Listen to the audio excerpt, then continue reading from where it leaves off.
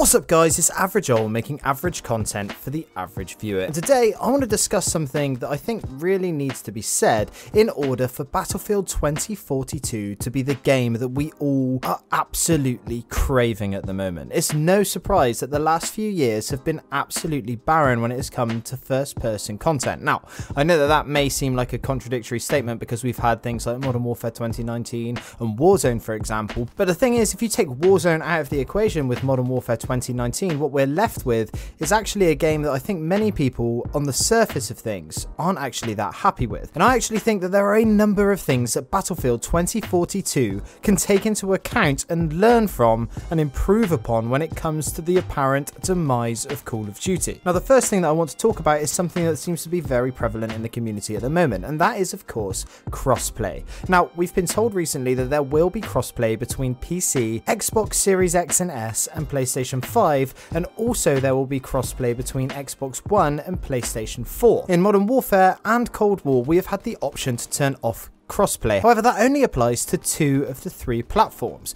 This means if you're playing on PlayStation, for example, you are able to turn off crossplay and only play with other people who are playing on PlayStation. Similarly, if you're playing on PC, you can do the same. However, although there is an option on the Xbox, there is no way of actually doing this unless you go onto the systems within your Xbox and turn off crossplay there. But this only means that you'll be able to play with other people who have done the same, which leads to very long wait times and extremely high ping. Now, the issue that we have at the moment is that the community are asking to be able to play with console to console. This means that they will be able to exclude PC from crossplay altogether if they so wish. The reasons for doing this are probably because on PC you get a lot more cheaters, but on top of this, people also believe that there is a vast advantage to playing on mouse and keyboard over controller. But on the other side of things, people who play on PC and majoritively play mouse and keyboard often think that the aim assist is too strong on console. However, the issue that we have at the moment is that there is still quite a bit of confusion within the community about how crossplay is going to actually work.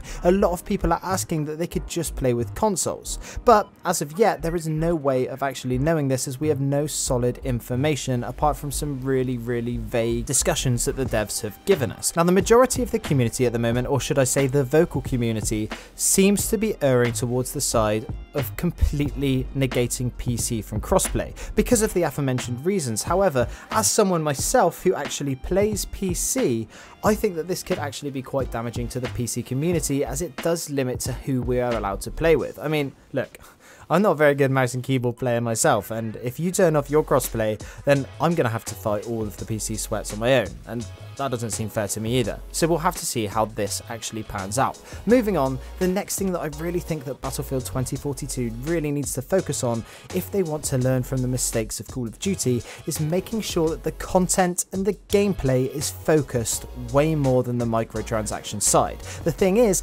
if you are playing a game that has microtransactions, you are much more likely to be able to want to spend extra money on these microtransactions if the game actually works in the first place. I mean, between you and me, I think it's fucking disgusting how Activision has handled the microtransactions in Call of Duty. For the last, I don't know, 8 months, we have had Black Ops Cold War, a game which fundamentally at its core could be great. However, there are so many glaring issues and massive bugs that it is borderline unplayable. For example, the one thing that we can actually grind to unlock, being Dark Matter, still doesn't work on every single gun. The perk tracker in the game still doesn't work 8 months after release. It is just absolutely disgusting when you consider that the one thing that has worked from day one is the ability to buy new skins and spend an obscene amount in the store. You can also see this in Warzone at the moment, where there is an absolutely crazy cheating and hacking problem. However, in the last couple of weeks, a new hack was made available whereby people could boost lobbies and make people have every skin in the game and every camouflage in the game completely unlocked.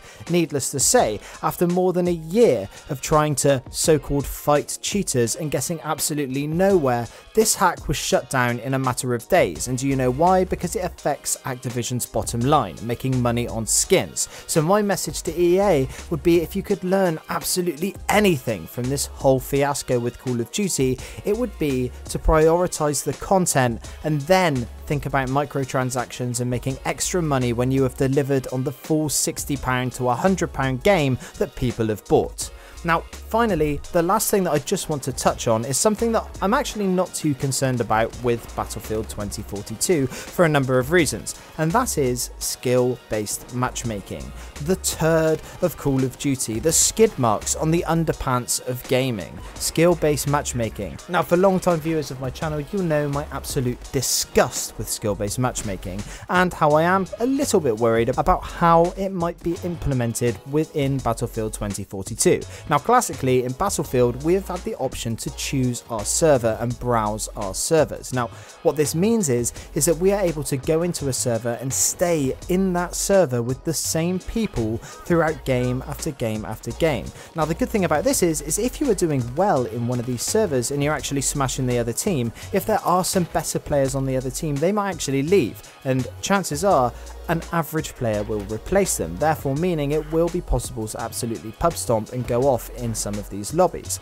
That being said though, there is a small chance that they might server swap us mid-game using a skill-based matchmaking. This means that if your skill level is a lot higher than the average skill level of that server that you are in, there is a possibility that they might be able to switch you out into a more suited server.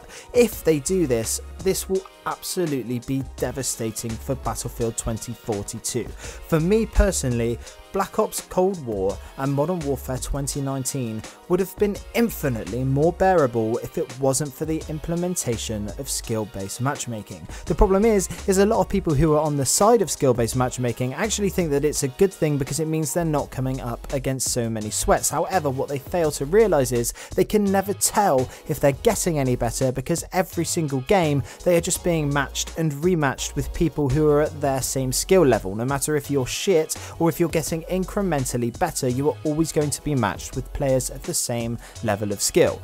This could be argued that in Call of Duty at least, the 6v6 nature of it does lend itself to being a little bit more sweaty and a little bit more competitive, although I don't personally agree with that, but that's an argument you could make. But the thing is with Battlefield, it's such a massive scale game with so much different things going on that it would be absolutely crazy to try and skill-based matchmake these lobbies. On top of that, if it does come down to a service where we are getting proper strict skill-based matchmaking, then the people who are in very high skill lobbies quite often are going to face serious lag issues, connectivity issues and ping. Not to mention, if people start leaving these higher skill bracket lobbies, then they're just going to get filled up with bots, which isn't going to be fun for anyone. But anyway, those are the three things that I really think that Battlefield 2042 needs to take into account when learning from the mistakes of Call of Duty. Now look, I know that Battlefield and Call of Duty are two completely separate entities. The fact of the matter is, when it comes to Battlefield 2042, both of these games are going to be sharing the same community. The community that is pissed off with Call of Duty and the way things have been handled for the last 2 years will be moving to Battlefield 2042 in huge numbers, so I really think that they do not want to serve these guys the same shit sandwiches that they've been stuffing down their faces for the last 2 years. But anyway, that's all I want to say on this subject. For those of you who have watched my videos for a while, you'll know that I love to see who sticks around until the end. So if you're still here, I'd like you to let me know by answering this question down in the comments. If any, what sort of features would you like to see brought over from Call of Duty into Battlefield 2042? Anyway, that's it from me today. I'm Average Joel. Peace.